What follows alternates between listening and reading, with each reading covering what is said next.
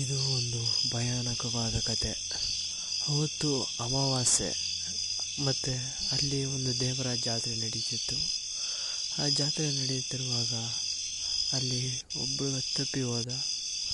ಅವನು ಅವರ ಅಪ್ಪ ಅಮ್ಮನ ಹುಡುಕ್ತಾ ಎಲ್ಲೆಲ್ಲೋ ಓಡಾಡಿ ಲಾಸ್ಟಿಗೆ ಕೊನೆಗೆ ಒಂದು ಕಾಡಿನ ದಾರಿಯನ್ನು ನೋಡ್ತಾನೆ. ಅದು ದಾರಿ ಚೆನ್ನಾಗಿದ್ದರಿಂದ ಹುಡುಗ ಅದರೊಳಗೆ ಹೋಗ್ತಾ ಇರ್ತಾನೆ.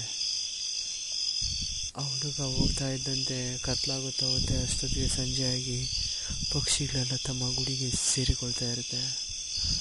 ಆಗ ಹುಡುಗ ಭಯ ಆಗುತ್ತೆ. ಆದ್ರೂ ಹುಡುಗ ಮುಂದೆ ಹೋಗ್ತಾನೆ ಇರ್ತಾನೆ. ಅವ್ರ ಅಪ್ಪ ಅಮ್ಮ ಬರ್ತಾರೇನೋ ಕರ್ಕೊಂಡು ಹೋಗ್ತಾರೇನೋ ನೋಡ್ತಾನೆ ಇರ್ತಾನೆ. ಆದರೆ ಯಾರೂ ಬರೋದಿಲ್ಲ. ಅಷ್ಟೊತ್ತಿಗೆ ನಡುರಾತ್ರಿ ಆಗಿಬಿಡುತ್ತೆ.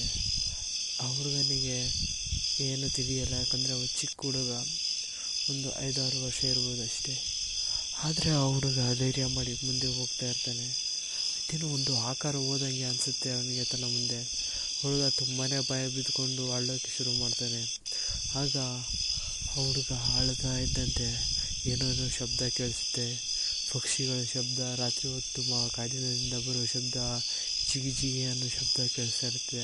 ಹುಡುಗನಿಗೆ ಇನ್ನೂ ಜಾಸ್ತಿ ಭಯವಾಗಿ ಅಲ್ಲಿ ಪ್ರಜ್ಞೆ ತಪ್ಪಿ ಬಿಡ್ತಾನೆ.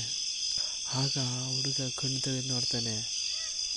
ಅಷ್ಟೊತ್ತಿಗೆ ಏನೂ ಆಗಿರೋದಿಲ್ಲ. ಅದಕ್ಕೆ ಸ್ವಲ್ಪ ಹೊತ್ತು ನಡುರಾತ್ರಿ 2 ಗಂಟೆ ಏನೋ ಆಗಿರುತ್ತೆ.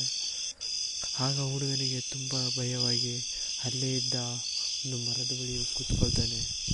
ಅನ್ನೋದು ಒಂದು ದೆವ್ವ ನೋಡುತ್ತಾ ಇರುತ್ತೆ. ಮರದ ಮೇಲೆ ತಲೆ ಕೆಳಗಾಕಿ ನೇತಾಡುತ್ತಾ ಇರ್ತೈತೆ. ಅದಕ್ಕೆ ಹುಡುಗನಿಗೆ ತುಂಬ ಭಯವಾಗಿ ಸುಮ್ಮನೆ ಹಾಗೆ ಕೂತ್ಕೊಂಡ್ಬಿಡ್ತಾನೆ. ದೆವ್ವ ಹಾಗೆ